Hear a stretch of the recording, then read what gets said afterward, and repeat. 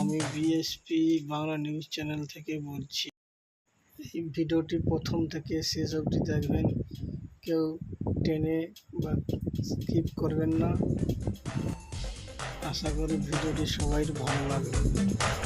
দেখতে থাকুন, সঙ্গে থাকা বেল আইকনটি ক্লিক করে দেন এবং কমেন্ট করবেন। আরও নতুন নতুন ভিডিও দেওয়ার জন্য আমি উৎসাহিত পাবো। আপনারা কমেন্ট করুন।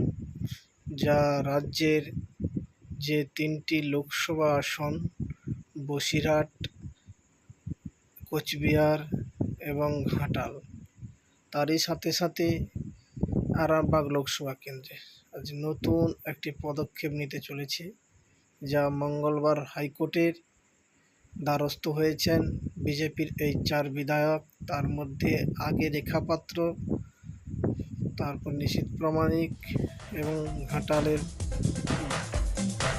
হিরণ চট্টোপাধ্যায়, এরা আগে অভিযোগ জানিয়েছেন। তারই সাথে সাথে আবার নতুনভাবে আরামবাগ লোকসভা কেন্দ্রের প্রার্থী, বিজেপি প্রার্থী, তিনিও হাইকোর্টের পিটিশন করেছেন। প্রথমত আসি বসিরহাট কেন্দ্রে।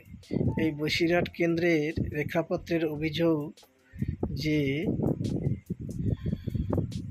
টিএমসির প্রার্থী যে জয়লাভ করেছেন, জয়লাভ করার পূর্ব মুহূর্তের যে হলফনামা দিয়েছিলেন, হলফনামার সম্পূর্ণ ভুল ছিল। সেই ভুলের নির্বাচন কমিশন কোনো কর্ণপাত করেনি। তাই কর্ণপাত না করাতে তিনি 4 তারিখ রেজাল্ট হওয়ার পর তিনি হাইকোর্টে আপিল করেছেন তিনার প্রার্থী পদ প্রত্যাহার করার জন্যে। তারই পাশাপাশি কোচবিহার কেন্দ্রের নিশীথ প্রামাণিক, তিনিও অভিযোগ করেছেন যে এখানে ইভিএম কারচুপি হয়েছে এবং পুলিশ দলদাসে পরিণত হয়েছে। তারই সাথে সাথে বিভিন্নভাবে মানুষকে ভয় ভীতি সন্ত্রাস করিয়ে এক একটি বুথে এক একটি টিএমসির পার্টির ক্যাডাররা তারা এক একটি বুথে একাধিকবার ভোট দিয়েছেন। তারই প্রেক্ষিতে তিনিও হাইকোর্টে দ্বারস্থ হয়েছেন নির্বাচন বাতিল প্রসঙ্গে। এছাড়া ঘাটাল লোকসভা কেন্দ্রে আপনারা সবাই জানেন দীপক অধিকারী যে জয়লাভ করেছেন 2019 থেকে 24 আরও বেশি ভোটে। কী এমন পরিস্থিতি হলো সামনের নির্বাচন বিধানসভা 2021 সালে, সেই দাবি হয়তো পূরণ হয়েছে, কিন্তু মানুষ যে ভোট দিতে পারেনি, মানুষের মধ্যে চাপানোত্তর, তা আরেকবার প্রমাণিত হলো হাইকোর্টে পিটিশন করার পর।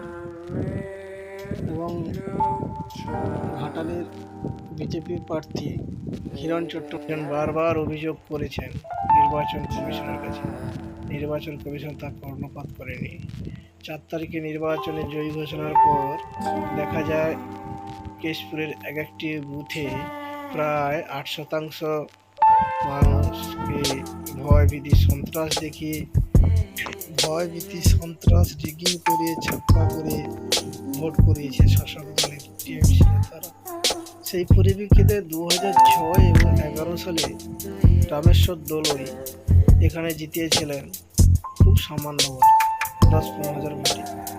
কিন্তু সিপিএমের যে নন্দরানী দল, তিনি প্রায় 1,20,000 মতো ভোটে জয়যুক্ত হতেন। সেই সিপিএমের হিরণ চট্টোপাধ্যায়ের অভিযোগ যে দেব বিভিন্ন টিএমসি নেতাদের মধ্য দিয়ে ক্যাডারে পরিণত করে ওখানকার স্থানীয় নেতা রফিকুল নামক, যিনি আগামী দিনে সন্ত্রাস ভয়ভীতি রিগিং করার মাস্টার মাইন্ড ছিলেন, তিনি এখন বর্তমানে জেলা পরিষদের মেম্বার।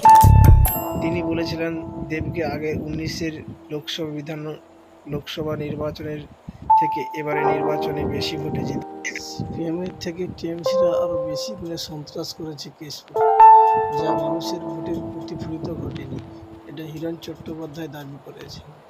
এবং সেখানে প্রত্যেকটা বুথে ইভিএম থেকে শুরু করে ছাপ্পা রিগিং সবটাই করেছেন, যার জন্যে 2019 থেকে 2024 ভোটে আরও বেশি টিএমসি। সেখানে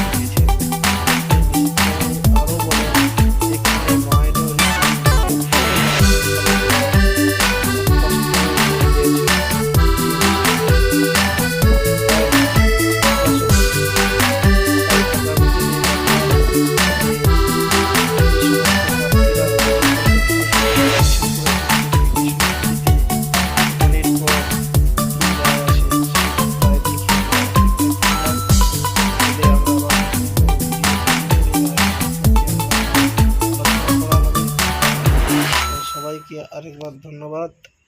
এবং ভিডিওটি ভালো লাগলে লাইক এবং কমেন্ট এবং সাবস্ক্রাইব করবেন এবং নিচে কমেন্ট বক্সে কমেন্ট